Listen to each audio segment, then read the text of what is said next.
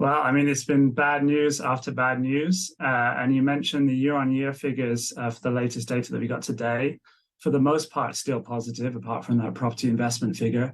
But actually, if you look at the data in month-on-month terms, then the situation looks even worse. I mean, across all of the main indicators, at best, you're talking about sort of 0.1% month-on-month increases.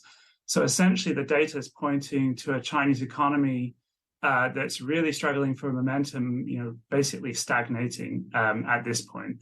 And that's a major concern, obviously, for markets and also for Chinese policymakers. And we've seen them starting to react a bit more aggressively now with the largest rate cut, as you mentioned, since early 2020, but we're still talking just a 15 basis point reduction. So it's still a pretty small decline, and I'm going to be honest, it's not going to make a huge difference to the outlook. That they need to do a lot more stimulus if they really want to put a floor under growth and get the economy going again. Yeah. Just one question before we move on. What level of growth are these numbers consistent with right now? It seems like this 5% target is not going to be achieved.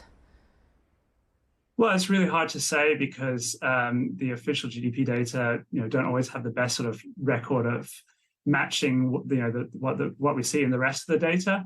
But just to put things in perspective, even on the official GDP numbers, the economy was only growing at 3.2% annualized during the second quarter. And it's clear from the latest data that growth continued to slow at the start of Q3. So you're probably looking at sub 3% growth on the official figures, and in reality, maybe even lower than that. I want to talk about the inflation, or I should say the deflationary numbers that came out of China as well. I thought this was quite interesting too, because if you think about what deflationary does to the consumer, essentially you end up postponing purchases because you expect prices to be lower in months ahead. How can the policymakers actually counter that mentality once deflation has actually gripped into the economy? And is it, in your view, that China is going to be in for a persistent period of deflation? Well, I think it's very hard. I mean, obviously, animal spirits are very subdued at the moment. There's a confidence problem, and restoring confidence in the economy is very difficult. Now, one method they're trying to take is by trying to reduce the amount of negative coverage, and it's one of the reasons why they discontinued the youth unemployment figures today. They didn't publish any figures for July because they don't want to draw attention to the weakness.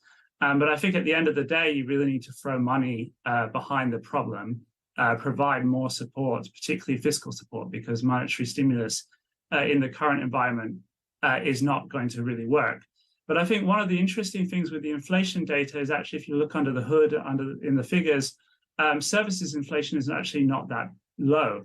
It's really to do with food inflation, goods inflation. So in my view, actually, China doesn't have as big of a deflation problem as many people think. But actually, the flip side to that is that a lot of the recent slowdown in growth is maybe not as cyclical as people think.